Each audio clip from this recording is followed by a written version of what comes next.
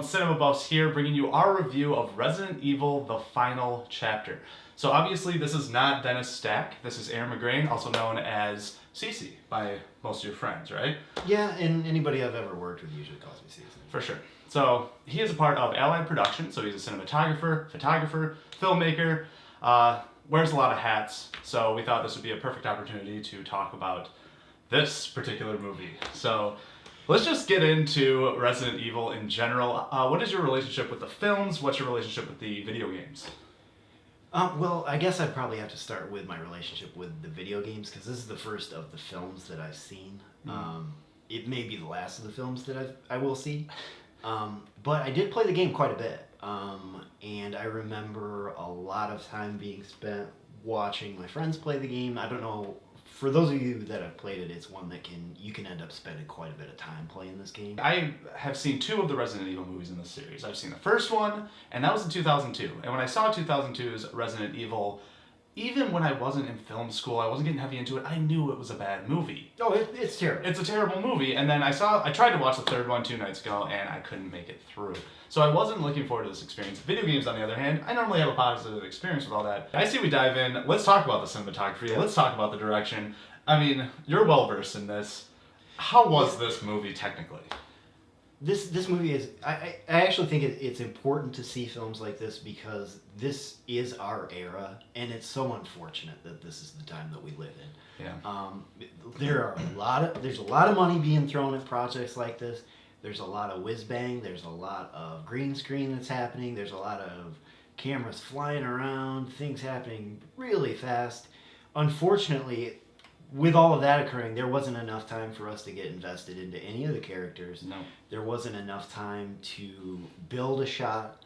I felt like I didn't know where I was most of the time. Mm-hmm. And then there were inconsistencies and issues with continuity that just were, to be honest, offensive. I mean, absolutely offensive as an audience member. At one point in the movie, I heard him mumble, "That's just insulting." It was. And it was. It absolutely was. I mean, you can't expect me to be invested in characters when you haven't even told us what their names are. How dare you draw this out after... I mean, there was a point where we kind of, I think, both thought, okay, this is over. We're getting up. Yeah, I'm good to go now. And then we had to go into the exegesis of the end of this thing of crying, tears, and why? Why? Look at something like Toxic Avenger, that whole series. Yeah. They are having fun doing this. Even the trauma films in general. And you're having fun watching it. Yeah. But you get this experience of, man, just admit that you're making garbage. The one thing that bothers me a lot about movies these days, especially action movies, is that don't treat me like an idiot. I'm smart enough to figure things out on my own. And there was too many scenes where there's people just laying it out for you. They're just like spewing like not well-written dialogue, telling me what's going to happen next, and then the exact same thing that they say happens next. The thing I can best compare it to is watching someone play a video game, where you're having these moments of action that are exciting, and you're not actually following all of what's happening because you are not the person playing the game, and then it'll all slow down, and you meet the character who tells you about the secret crystal you need to get in order to make it to the next level. The cutscene. You will need this on your journey. Yeah. And I don't think they even meant to do that as a video game reference. I just think it's poor pacing. I think you're probably right. Maybe I'm trying to overthink it. Maybe I'm saying this was intentional because I'm trying to find something that isn't there. No, I think you're finding it pretty well right there. The pacing is completely off because it's constantly leading you up to something that they keep talking about, but they keep hitting these snags along the story that don't really matter.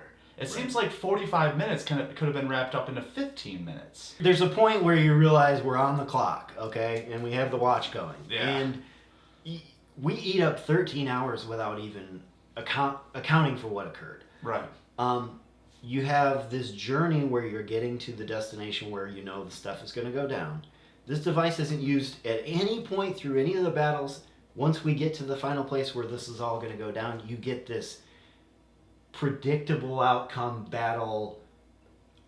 I don't even know what I just saw. Right. Tropes. They stole so many tropes from movies that we've seen so many times before, whether it's from The Matrix or whether it's from movies that do flashbacks or Indiana whatever. Jones with the invisible bridge. Yeah, the invisible bridge and Indiana Jones, and also the whole sequence where you play out what different scenarios could happen before the final scenario happens. That's what I was mentioning before, where they'll play out an outcome and they'll show you the percentage of possibility that this would be successful, and it's so ridiculous. It's so over the top. Yeah. And it would have been offensive if it happened once. Right. But it happened 5 or 6 times, but only towards the end. All of this was shoehorned. It just seemed like, let's just cram as much as we can into this without ever going anywhere at all. Right, and that I'm glad that you said it that way, because not only do we not know, even though we have a clock to track along with, we don't know what time anything is. We also don't know anything about place. Why didn't someone on set say, like, Paul W.S. Anderson, this doesn't make sense, by the way. Oh, like, excuse me, sir. Like, shouldn't we do something about this? If you want me to be this invested in the narrative, if you want me to memorize the names of all these characters and understand why what they're doing is important, you have to be able to actually show it and not tell it. This is something that drives me nuts. Is if you're going to spend...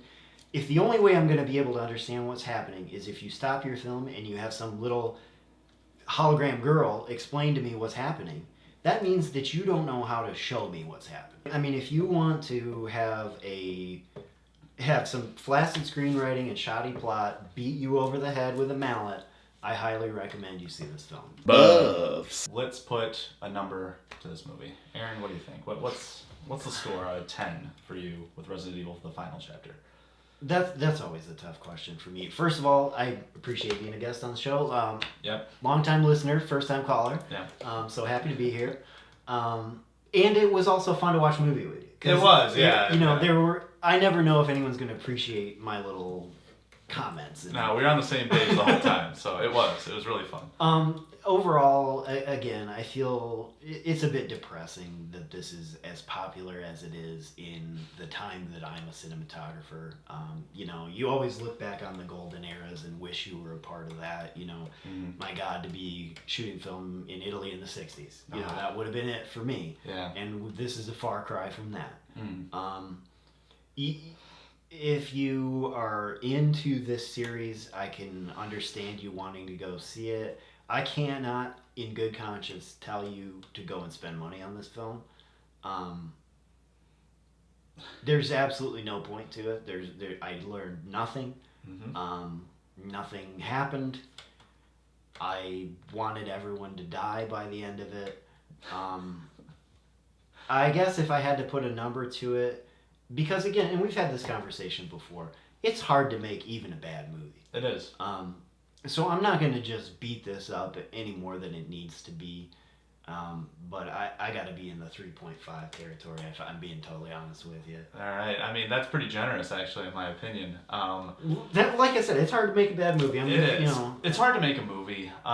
This, for me, was not a good movie at all. The only enjoyable part of this movie was seeing it with Aaron and sort of laughing along the way. And I think there is like a tad of an enjoyment that you can get with your friends if you are familiar with cinema and how it works, that you can laugh this off a little bit.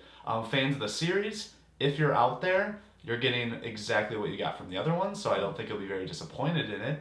But what is the problem with this is that this filmmaker, Paul W.S. Anderson, has written all of these and directed almost all of them. He's not learning from his mistakes because he doesn't care, and that bothers me. He's given all of this, and I think that I just didn't enjoy this movie. I didn't respect it. I'm going to go even lower. My lowest on Cinema, and that is a 2. Oof. And the 2 out of 10, nope, that 2 is because it's hard to make a movie, and a lot of people got together to make this movie, and I respect that, even if it's bad. And you might get a little bit of enjoyment at laughing at it. Buffs. Alright, so that's our review of Resident Evil, the final chapter. Did you see the movie? What did you think? Leave all your comments below. Once again, check out Allied Productions in the notes below with the website. Also, don't forget to like, share, subscribe, Cinema Buffs. Appreciate all the support, as usual. Aaron, thank you so much for joining me on this review. Next time you're on the show, we will maybe do a better movie. I would love to see a good movie with you. Yeah, I think that would be great. Yeah, we'll do the opposite end of the spectrum.